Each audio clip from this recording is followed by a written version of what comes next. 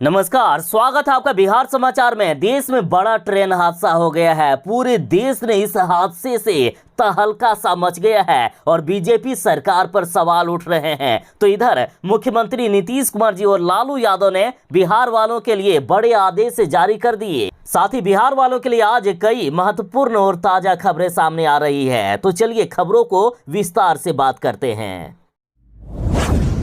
उड़ीसा में बड़ा ट्रेन हादसा हो गया। अब तक देश में इतना दर्दनाक और इतना भयानक ट्रेन हादसा नहीं देखा गया था। और इधर लालू प्रसाद यादव ने पूछा है कि इस देश का रेल मंत्री कौन है, ये कोई नहीं जानता, लेकिन रेल बजट खत्म कर चेहरा चमकाने के लिए रेलगाड़ियों को हरी झंडी दिखाता कौन है, ये सब जानते हैं। इतने बड़े रेल हादसे का दोषी आखिर कौन है? मोदी जी। राजद ने कुछ तस्वीरें भी शेयर की है। देखिए, जिस ट्रेन का उद्घाटन रेल मंत्री को करना चाहिए था, लेकिन यहाँ पहुंच जाते हैं पीएम मोदी हरी झंडी दिखाने के लिए। देश में कोई भी नई ट्रेन का उद्घाटन हो, नई ट्रेन का परिचालन हो या कुछ भी हो, लोग यही समझ रहे हैं कि पीएम मोदी ने किया। रेल मंत्री कौन है, ये अधिकांश लोगों को नहीं पता है। तो मोदी जी, जब ट्रेन का उद्घाटन किया जाता है तो आप तो पहुंच जाते हो, और आज जब ये बड़ा ट्रेन हादसा हुआ है तो इसकी जिम्मेदारी लेने में पीछे क्यों हट रहे हो? और ये सवाल पूछा है राष्ट्रीय जनता दल ने। राजद ने कहा कि रेल मंत्रालय के हर काम का श्रेय कोई और लेता है, यानी मोदी जी लेते हैं, और जिम्मेदारी किसी और को। अब राजद ने पीएम मोदी जी से इस्तीफा मांग लिया है। राजद ने इनडायरेक्ट रूप में कहा कि हर परियोजना को हरी झंडी दिखाने वाले असली रेल मंत्री इस्तीफा दो। राजद ने कहा कि भारतीय रेल में 3,12,000 से भी अधिक पद खाली हैं, जिसमें से 50% पद रेल सुरक्षा से जुड़े पद हैं। वीआईपी सुरक्षा में किसी प्रकार की कमी मोदी सरकार सहन नहीं करती है, तो नागरिक सुरक्षा में कमी देश के नागरिक क्यों आखिर इतनी सहजता से स्वीकार कर लेते हैं? आखिर देश की जनता मोदी जी से कब सवाल करेंगे? बिहार में शराब तस्करों और शराब माफियाओं की अब खैर नहीं। शराब माफियाओं पर भारी पड़ेगी मद्य निषेध की महिला ब्रिगेड। फड़फड़ाए तो ठोक देगी सीधे ये गोलियां। मद्य निषेध की इस महिला पुलिस वालों को प्रॉपर ट्रेनिंग दी गई है। जो शराब माफिया फड़फड़ाएंगे उनको सीधा ये गोली ठोक देंगे, इतना पावर इनको दे दिया गया है। देखिए, बिहार के रोहतास में पुलिस को ट्रेनिंग दी जा रही है। शराब माफियाओं के हमले को देखते हुए ये फैसला लिया गया है, और इसमें पूरे बिहार के जिले से राज्य सरकार खास करके ऐसे जाबाज महिला व पुरुष पुलिस फोर्स तैयार कर रही है जो माफियाओं के छक्के छुड़ा दे। रोहतास जिले में ये ट्रेनिंग दी जा रही है। ट्रेनिंग में राज्य के विभिन्न जिलों से आए उत्पाद विभाग के 350 कर्मी भाग ले रहे हैं, जिसमें दरोगा, एएसआई और सिपाही शामिल है। साथ ही इसमें महिलाओं को विशेष ट्रेनिंग दी जा रही है। इनको इतना पावर दे दिया गया है कि ये किसी भी शराब माफिया को ठोक देंगे यदि वे बदमाशी करेंगे तो।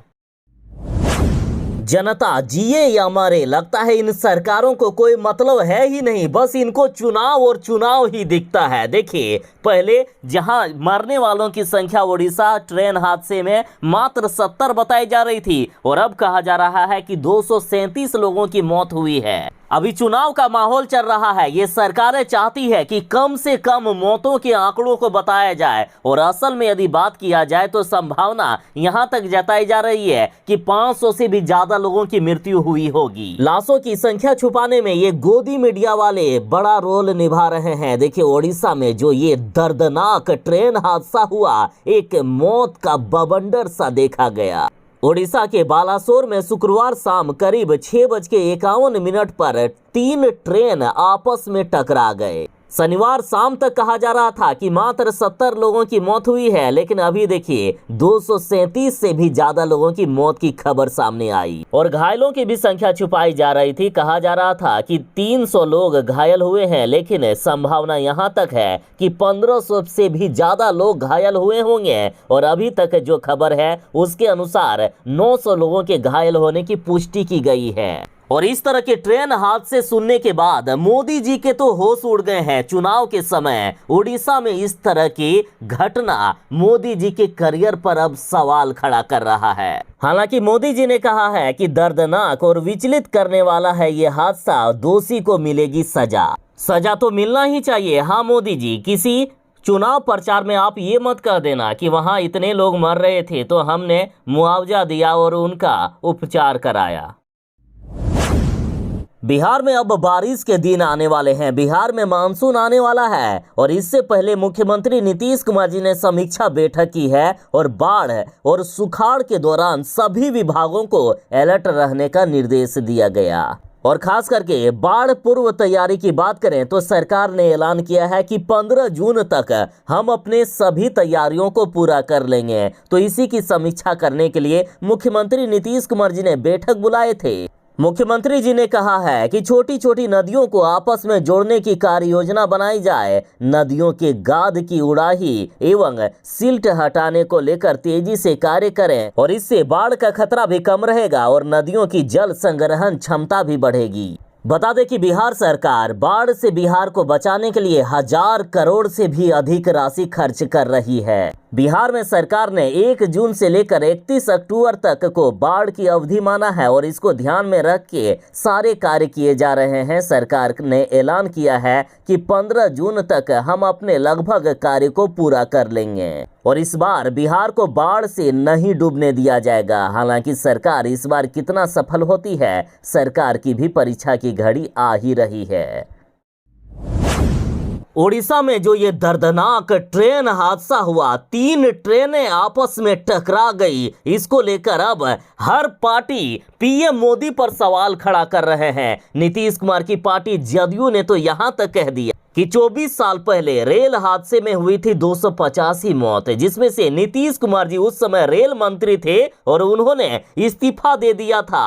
ललन सिंह ने पूछा मोदी जी से कि याद है ना मोदी जी से भी अब इस्तीफा मांगा जा रहा है। कहा है कि इन सभी मौतों का जिम्मेदारी लेते हुए माननीय प्रधानमंत्री नरेंद्र मोदी जी आप इस्तीफा दीजिए। देखिए, बालासोर रेल हादसे पर सियासी जंग शुरू हो गया है। इस बार ललन सिंह ने केंद्र की मोदी सरकार पर ट्वीट करके निशाना साधा है। उन्होंने कहा कि नैतिकता तो वर्तमान सरकार भूल गई है, क्योंकि कभी रेल मंत्री रहते हुए नीतीश इसी नैतिकता के आधार पर इस्तीफा दे दिए थे। अब ललन सिंह ने प्रधानमंत्री नरेंद्र मोदी पर तंज कसा है और इस्तीफे की मांग कर दी है। अभी बालासोर रेल हादसे में 300 से भी ज्यादा लोगों की मौत हो गई है। पूरा देश अब पीएम मोदी पर सवाल खड़ा कर रहा है कि मोदी जी आखिर इतनी बड़ी लापरवाही कैसे हो गई, जनता की सुरक्षा के साथ आखिर इतनी बड़ी लापरवाही क्यों। और हैरानी की बात तो ये है कि अभी तक ये सरकार पता भी नहीं लगा पाई है कि आखिर ये हादसा कैसे हुआ। विपक्ष वाले तो यहां तक कह रहे हैं कि शायद ये सरकार मामले को दबाना चाहती है, क्योंकि यदि कारण सामने आ गया तो खुद बीजेपी सरकार की कहीं बदनामी ना हो जाए, इसी डर से शायद मामले को दबाने की कोशिश हो रही है। बिहार में आसमान से सीधा आग बरसने वाला है। बिहार में हीट वेव को लेकर खतरनाक अलर्ट जारी कर दिया है। मौसम विभाग ने कहा है कि बिहार वाले जरा सावधान हो जाएं। बिहार में लू चलने का अलर्ट जारी किया गया। बिहार में ऑरेंज अलर्ट जारी कर दिया गया है। मौसम विभाग ने लोगों को सावधान करते हुए कहा है कि अभी तो ये गर्मी कुछ नहीं है, बिहार में आग उगलेगा आसमान।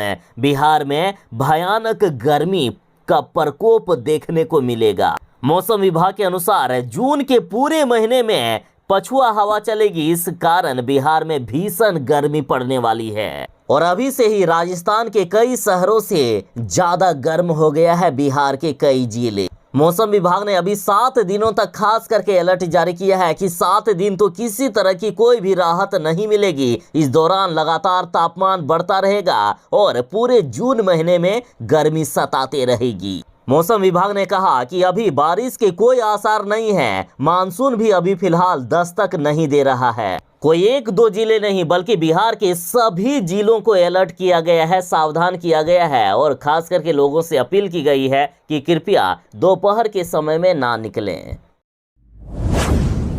उड़ीसा में हुई ये भयानक ट्रेन हादसे ने सबको हैरान करके रख दिया है। लालू यादव ने कहा है कि बड़ी लापरवाही बरती गई, इसीलिए इतना खतरनाक ट्रेन हादसा हुआ। एक या दो ट्रेन नहीं, 3 ट्रेन आपस में टकरा गई। और आखिर किस तरह ये हादसा हुआ, ये अभी तक छुपाया जा रहा है। आधिकारिक रूप से अभी तक ये जानकारी नहीं दी गई है कि किस तरह से ये हादसा हुआ, लेकिन प्रत्यक्षदर्शियों ने जो कुछ बताया है उसके अनुसार आपको बताता हूँ। देखिए, 3 ट्रेन आपस में टकरा गई। हावड़ा बेंगलुरु सुपरफास्ट एक्सप्रेस बेंगलुरु से हावड़ा की ओर जा रही थी और तभी ये ट्रेन हादसे का शिकार हुई और इसकी कुछ बोगियां पटरी से उतर गई और बगल वाले दूसरे पटरी पर इसकी कुछ बोगियां जाकर गिर गई। और उसी समय चेन्नई सेंट्रल कोरोमंडल शालीमार एक्सप्रेस चेन्नई जा रही थी। यह ट्रेन पहले से ट्रैक पर गिरी हुई बोगियों से टकरा गई और कोरोमंडल एक्सप्रेस की कुछ बोगियां भी पलट गई। और उसी वक्त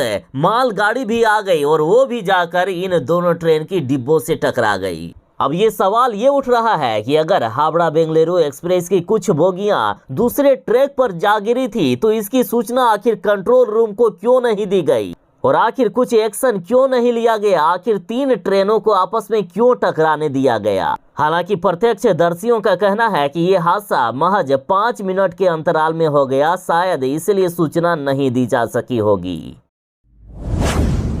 बिहार के हर विभाग में जहां जितने पद खाली हैं वहां तेजस्वी यादव बहाली करेंगे और जल्द ही अपने 10 लाख सरकारी नौकरी के वादे को पूरा करेंगे। और इसी बीच एक और बड़ी खबर आ रही है कि बिहार के 28 जिलों में खुलेंगे ट्रैफिक थाने और 4715 पदों पर नियुक्ति की जाएगी। बता दें कि बिहार पुलिस मुख्यालय ने राज्य सरकार को 4715 नए पद सृजित करने का प्रस्ताव भेज दिया है। अभी वर्तमान में पटना सहित बिहार के 12 जिलों में 15 ट्रैफिक थाने कार्यरत हैं। 28 नए ट्रैफिक थाने खुलने से सभी 40 पुलिस जिलों में ट्रैफिक नियंत्रण को लेकर डेडिकेटेड पुलिस फोर्स की व्यवस्था पूरी हो जाएगी।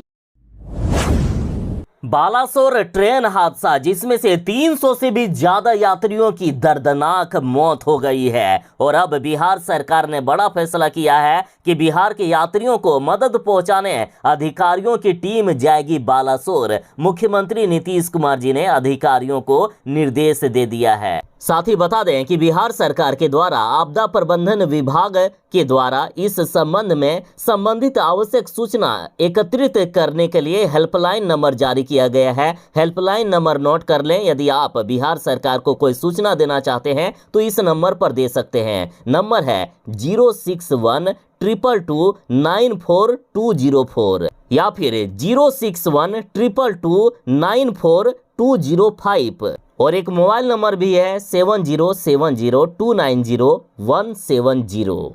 और देखिए मोदी जी, अभी का समय चुप रहने का नहीं है। जितनी जल्दी हो सके गरीब यात्रियों को खास करके सारी सुविधाएं पहुंचाई जानी चाहिए। इन ट्रेनों में ज्यादातर देश के गरीब लोग ही सफर करते हैं और कई गरीब लोग घायल हैं। गरीबों का कहना है कि घर में खाने के लिए रुपए नहीं है और एम्बुलेंस वाले 100 लाने के लिए मांग रहे हैं 45,000 रुपए, तो हम कहां से देंगे। जिनकी मौत भी हो गई है उनके परिजन 100 को घर तक नहीं ले जा पा रहे हैं। बालासोर के इस खतरनाक और दर्दनाक ट्रेन हादसे की खबर जानकर आप भी रो पड़ोगे। रुला देगा ये ट्रेन हादसा। इतनी दर्दनाक ट्रेन हादसा है कि जिधर देखो उधर सिर्फ लाशें ही लाशें नजर आ रही थी। चारों तरफ चीख पुकार, दिल दहला देने वाला था ये पल। बिहार के कई प्रवासी मजदूर थे जो दूसरे राज्य गए थे काम करने के लिए और घर लौट रहे थे। वैसे भी कई मजदूरों की मौत की खबर सामने आ रही है। और यदि बिहार की बात करें तो भले ही आंकड़ों को छुपाकर ये रिपोर्ट जारी किया गया हो, फिर भी देखिए बिहार के 3 लोगों की मौत हो गई है, 13 लोग घायल हैं। जमुई का एक युवक लापता है। बिहार बोर्ड के इंटर के कंपार्टमेंटल परीक्षा का रिजल्ट जारी करने के बाद अब बिहार बोर्ड के मैट्रिक कंपार्टमेंटल परीक्षा का रिजल्ट भी जारी कर दिया गया है और इसमें 59.59% छात्र सफल हुए हैं। जो छात्र परीक्षा दिए हैं वे बिहार सरकार की ऑफिशियल वेबसाइट results.biharboardonline.com पर जाकर रिजल्ट देख सकते हैं। बिहार के कैमूर जिले से एक अमानवीय खबर सामने आ रही है। देखिए, स्कूल जाने के दौरान गुंडों ने किशोरी को जबरन उठाया, गैंगरेप के बाद सड़क पर मरने के लिए फेंक दिया। देखिए, बिहार के कैमूर में 10वीं क्लास की एक छात्रा के साथ गैंगरेप का मामला सामने आया है। पीड़ित के पिता ने बताया कि स्कूल जाने के दौरान कुछ गुंडों ने बच्ची को उठा लिया और गैंगरेप किया। उसके बाद किशोरी को बेहोशी की हालत में सड़क पर फेंक दिया गया। पीड़ित के परिजनों ने बताया है कि बच्ची सुबह घर से स्कूल जा रही थी। उसी दौरान 3 से 4 गुंडे आए और उसको उठाकर एक शटर वाले रूम में जबरन ले गए। बच्ची के साथ बलात्कार की जघन्य घटना की गई। उसके बाद किशोरी को बेहोशी की हालत में सड़क पर फेंक दिया गया।